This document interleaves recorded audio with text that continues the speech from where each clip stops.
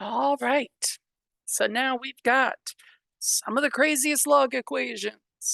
Let's take a look at this one. Like, it doesn't look that bad, except this is not single log equals single log. This has more than one log on one side, and I can't just move it to the other side. Okay. What I can do, though, is use my log properties. So log of m minus log of n, subtraction of 2 logs becomes 1 log with division. So these two crazy things can also be written as the log of x plus 3 divided by x. And then on the other side, we will have the log of 74. Now I also could have added the log x, and then I'd be using my plus, my multiply rule. We'll do that in a second. Like, we'll end up multiplying by x. So I have regular log on both sides, regular log has the inverse of the 10 exponential. So 10 to the log base 10 cancels. So we have just x plus 3 over x equals 74. All right. I don't want to solve something with an x on the bottom. So I'm going to multiply both sides by the x. So I have x plus 3 now equals 74x. Same thing I would have got if I moved the negative log x, so it became plus log x, 74 times x. All right, now I need to get my x terms together, so I'm going to subtract x, which is subtracting 1x. So we will have, yeah, 3 equals 73x. So now we'll divide by 73. We get the very ridiculous looking 3 over 73. Now look back at the original. If I put 3 over 73 plus 3, that is a positive number. Log of 3 over 73. It's weird, but it is a positive number. Both of those are in the domain of these logs, so we're fine. That solves the equation. But you have to have single log equals single log in order to continue this. I could not apply the 10 exponential to the original form.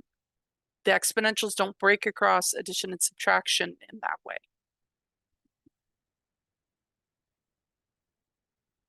Like, there is a way to do it, but it's kind of ugly.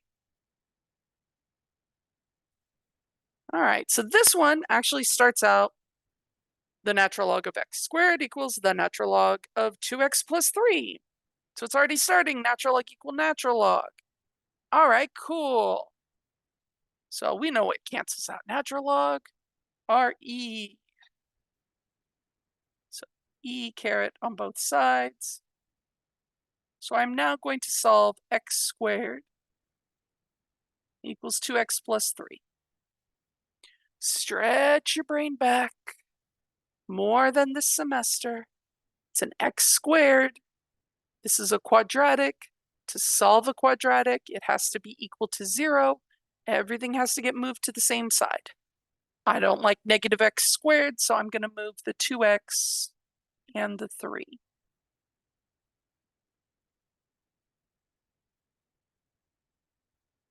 So this will be x squared minus 2x minus 3.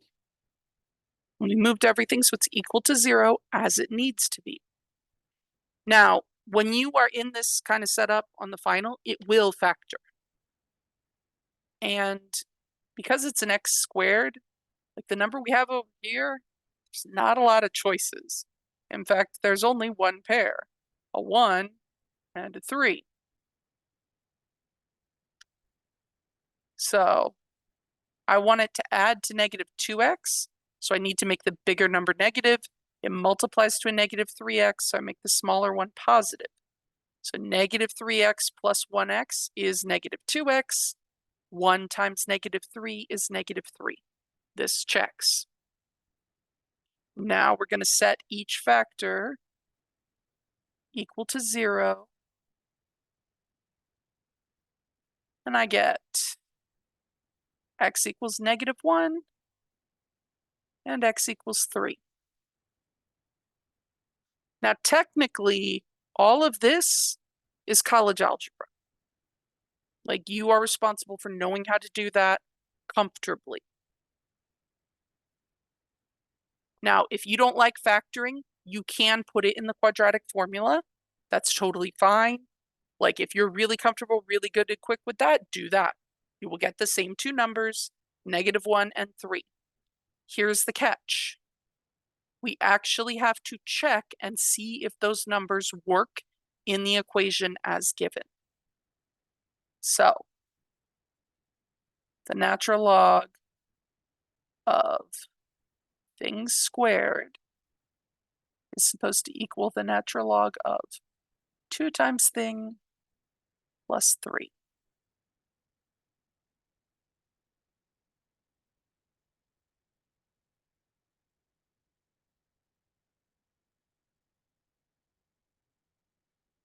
Cool. Now I don't have to write it twice. So let's put negative 1 in there. Let's put the 3 in there. Now the 3 we expect to work, but I'm still going to work it out. Like, quadratics are kind of tricksy things, so I prefer to actually check and make sure it works. So negative 1 squared, that square is inside. So as written, negative 1 squared would be 1. So this would be the natural log of 1. Over here, 2 times negative 1 is negative 2. Negative 2 plus 3 is 1. So that does technically work.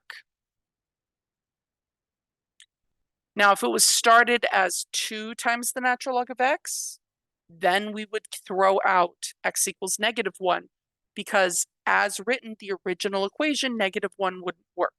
It would give us a log of a number that's not in its domain. That might have been the intent here, but that is not how it is written. Over here, 3 squared is 9. 2 times 3 is 6, plus 3 is 9. This also works. So just like a quadratic, it is okay to have multiple solutions on a log equation problem. It's rare. Usually we do throw out the negatives, because usually they give us a silly statement up top, like the natural log of negative 1. I can't crunch the natural log of negative 1 on the calculator, so I can't use that solution.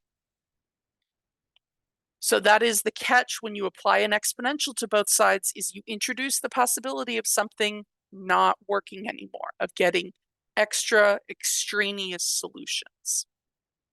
So most of the stuff we use, like I add something to both sides, the solutions are preserved. Whatever the solution to the first one is, the solution to the second will be the same. But squaring both sides, using an exponential or a log, these provide the possibility that, oh, maybe we're going to get some answers that don't work, or maybe this equation will have no solution. All right, so this guy here, still going to start it out the same way.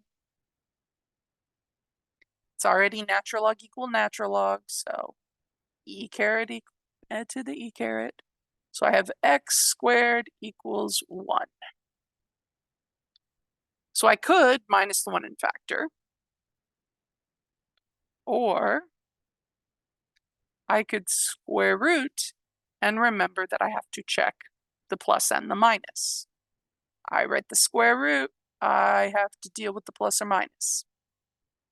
So we have 1 and negative 1 as our potential solutions. So if I check 1, the natural log of 1 squared is 1. Natural log 1 on the other side. And then the natural log of negative 1 squared is also the natural log of 1, which is what's on the other side. So again, strangely, both of them are solutions to these equations as written. Now, I just want you to think for a moment. Would we go to the effort of giving you an equation where you get two numbers out of it and then have both of them work on the final? Would we do that? Really? I mean, we have one more bonus question.